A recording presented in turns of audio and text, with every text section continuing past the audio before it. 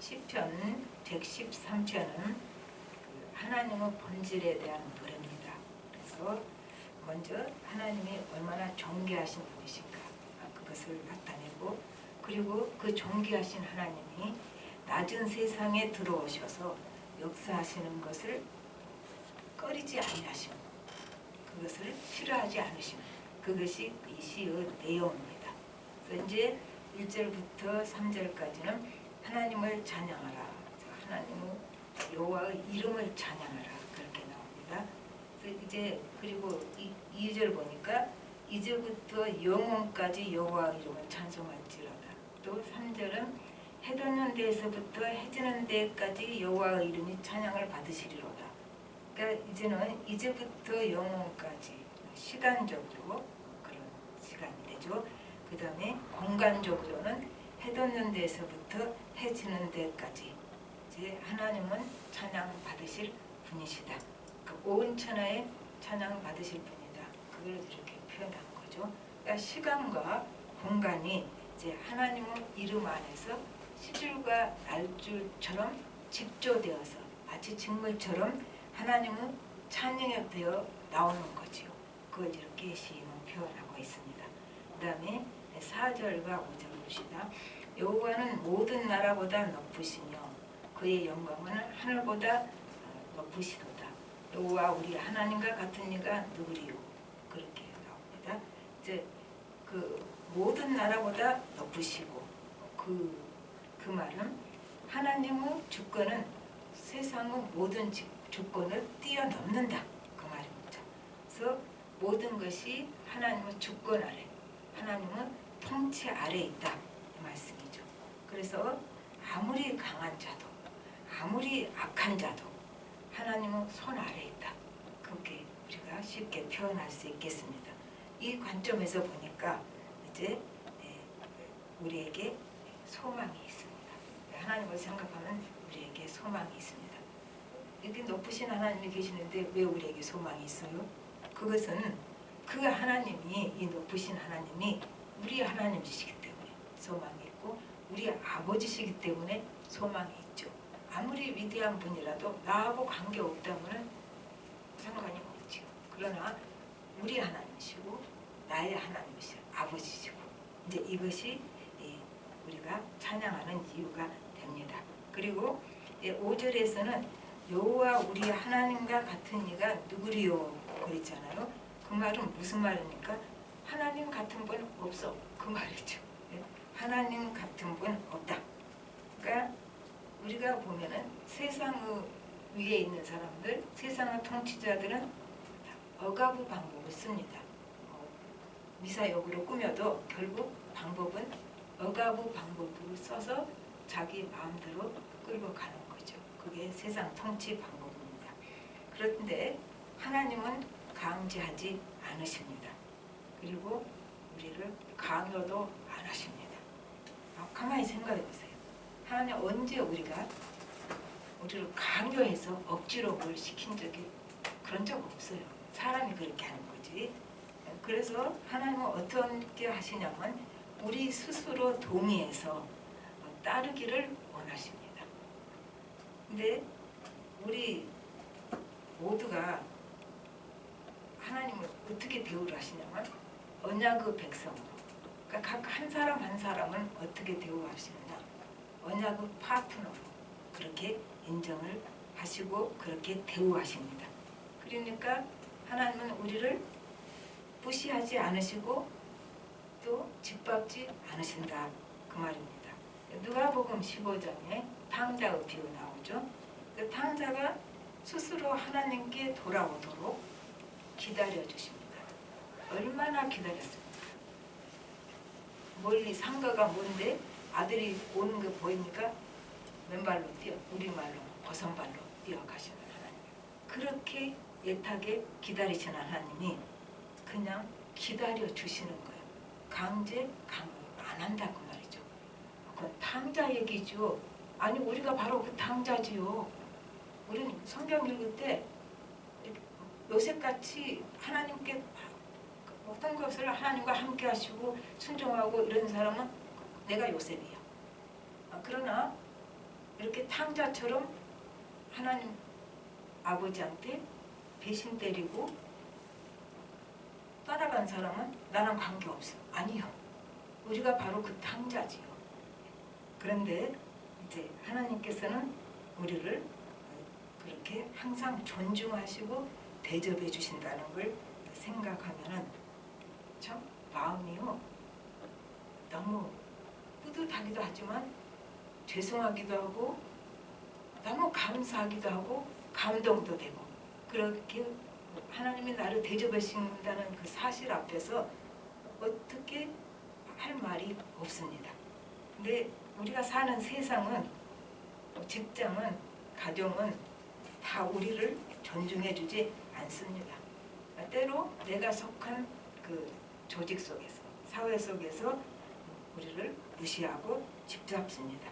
그런데 이 하나님이 나를 얼마나 존중해 주고 대접해 주는지를 아는 자, 이 사람은 어떤 삶을 사냐면 나는 하나님을 사랑받는 자, 하나님이 늘 나를 강제하지 않고 억지 쓰지 않고 늘 존중해주고 대접해 주신다는 이 사실을 삶에서 계속 아는 자는, 체험하는 자는 어떻게 해요?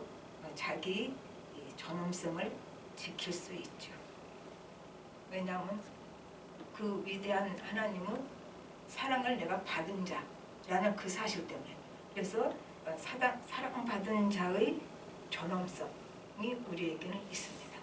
누구에게나 하나님 우리를 사랑하시기 때문에 우리가 무슨 특별히 존엄한 존재여서가 아니라 하나님 우리를 사랑하시기 때문에 우리에게 부여하신 존엄성인 거예요. 하나님이 주신 존엄성, 그것을 우리 모두가 지켜갈 수가 있는 거예요. 내가 그렇게는 할 수 없지. 하나님이 나를 사랑하시는데 내가 그렇게는 할 수 없지. 여기까지다. 더는 못 가지. 하나님이 얼마나 마음 아파하실까. 그걸 생각하면 우리가 한계가 생기는 거죠. 그래서 그 하나님이 나를 사랑하신다는 그 사실 앞에서 사랑받는 자의 존엄성을 지킬 수가 있습니다. 그런데 6절, 7절을 한번 보십시다. 스스로 낮추사, 5절 후반부부터 보면 높은 곳에 앉으셨으나 6절에 스스로 낮추사 천지를 살피시고 가난한 자를 먼지 더미에서 일으키시며 궁핍한 자를 거름더미에서 들어세워 이렇게 나옵니다. 그래서 가장 높으신 분이 스스로 낮추셨다. 왜 낮추셨을까를 한번 생각해 보죠. 우리가 죄인인지라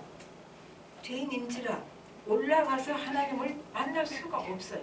우리는 그럴 능력도 없고 그럴 자격도 없고 그런 것이 안 돼 있는 사람이에요. 그러니까 하나님이 우리를 만나시려면 어떻게 해요? 우리는 올라갈 수 없는 사람들이니까 하나님이 내려오셔야죠. 그래서 하나님이 우리를 만나시기 위해서 끝없이 내려오셨다. 낮추셨다. 저는 그렇게밖에 해서 못하겠습니다. 그 높으신 분이 뭐터로 내려와요? 나 때문에. 나를 사랑하시기 때문에. 나를 만나기 위해서 내려오신 거예요. 빌립보서 2장 우리 잘 아는 거죠. 그 예수님이 근본 하나님은 본체신데 그 7절에 보면 오히려 자기를 비워 종의 형체를 가지사 사람들과 같이 되었고 사람의 모양으로 나타나사 자기를 낮추시고 죽기까지 복종하셨으니 곧 십자가에 죽으심이라. 그래서 예수님이 십자가의 저주까지 내려가셨어요. 또 왜 그랬을까? 그것도 생각해 볼 수 있죠. 그것은 가장 낮은 자, 가장 비천한 자, 가장 비참한 자, 가장 저주받은 자, 어떤 면에서 그 자리에서 그 삶의 자기 그 상황에서 그 현장에서 예수님을 만날 수 있는 것이죠. 거기까지 내려가셨으니까. 나는 저 아래 있는데 예수님이 적당히 내려오셨다면 나는 만날 수가 없죠. 만나는 시점이 안 맞아. 근데 가장 낮은 곳까지 십자가 저주까지 내려오셨기 때문에 어떤 사람도 무엇을 해서가 아니라 우리는 올라갈 힘은 없다 그랬잖아요. 하나님께 가까이 갈 힘도 없어요. 우리에게는 그런 근거가 없습니다. 그런데 하나님이 그렇게 오셨기 때문에 우리는 다 만날 수가 있습니다. 출애굽기 3장 7절에서는 여호와께서 이르시되 내가 애굽에 있는 내 백성의 고통을 분명히 보고 그들이 그들의 감독자로 말미암아 부르짖음을 듣고 그 근심을 알고 내가 내려가서 그들을 그 땅에서 인도하여 아름답고 광대한 땅, 젖과 꿀이 흐르는 땅, 곧 가나안 족속, 헷 족속, 아모리 족속, 브리스 족속, 히위 족속, 여부스 족속의 지방에 데려가려 하노라. 제가 강조해서 읽은 부분이 뭡니까? 고통을 보고 부르짖음을 듣고 또 그 근심을 알고 그리고 내려가셔서 애굽의 손에서 건져내시고 그리고 가나안 땅으로 데려가셨다. 이 여러 가지 동사들이 나오잖아요. 보고 듣고 알고 내려오셔서 데려가시고 이제 그렇게 되는 거죠. 그래서 그 6절 후반부 보십시오. 천지를 살피시거든. 스스로 낮추사 천지를 살피시고 그래서 천지를 살피셔서 우리가 부르짖을 때 하나님 미리 보시고 계신 거예요. 내가 부르짖을 때 오신 게 아니라 천지를 살피고 나를 보고 계시다가 우리가 부르짖을 때 하나님께서 뭐라 그래요? 내가 간다. 그게 출애굽기 3장 7절에 보고 듣고 알고 내가 간다. 그냥 내가 부르짖을 때 주님이 뭐라 부르신다고요? 내가 갈게. 그 음성이 있습니다. 내려갈 때 갈게. 그렇게 말씀하시고 그리고 이제 7절에 보니까 가난한 자를 먼지 더미에서 일으키시며 궁핍한 자를 거름됨에서 들어세워. 그리고 8절에 지도자들 곧 그의 백성은 지도자들과 함께 세우시며 이렇게 되죠. 그러니까 이 말은 그렇게 내가 간다. 그렇게 내려오셔서 현실 세계에서도 내 삶의 현장에서도 내 삶의 자리를 마련해 주신다. 때로는 우리가 내 자리가 없는 것 같이 느껴질 때가 있습니다. 어쩌면 가정 안에서도 가족끼리도 내 자리는 변변하게 없는 것 같이 느껴질 때가 있습니다. 직장에서도 내 자리가 없는 것 같이 느껴질 때가 있습니다. 그러나 하나님은 이제 보고 듣고 다 알고 계실 뿐만 아니라 직접 오셔서 내 자리를 마련해 주시는 거예요. 내가 있을 곳을, 내 서 있을 자리를 마련해 주십니다. 그리고 이제 9절로 갑시다. 또 임신하지 못하던 여자를 집에 살게 하사 자녀들을 즐겁게 하는 어머니가 되게 하시는도다. 자, 이게 이건 부림의 땅에 생명을 주신다는 얘기가 됩니다. 사라, 리브가, 라헬, 한나 믿음의 어머니들이잖아요. 근데 처음에 이 사람들이 다 불임이었어요. 다 불임이었는데 이들을 통해서 하나님이 개입해 주셔가지고 생명의 어머니가 되게 하셨습니다. 그래서 후손들이 나오게 된 거죠. 또 우리가 지금 살고 있는 불임의 삶에서 하나님의 생명이 들어왔지요. 우리가 그곳에 있을 때 우리가 예수를 믿을 때 하나님의 생명이 들어왔고 이제 그걸로 끝이 나지 않죠. 생명은 늘 자랍니다. 퍼져나갑니다. 그래서 우리를 통해서 하나님의 생명이 이제 쭉 계속 이어져 갈 것입니다. 그것을 우리는 뭐라고 불러요? 하나님 나라가 확장된다. 우리를 통해서 하나님 나라가 확장이 돼 갑니다. 이제 말씀을 맺어봅시다. 이제 가장 높은 곳에 계신 분이 가장 낮은 곳에 계시려. 오시기만 한 거 아니라 그곳에 계셔요. 이거는 신비입니다. 그거를 이사야서 57장 15절은 아주 분명하게 말해줍니다.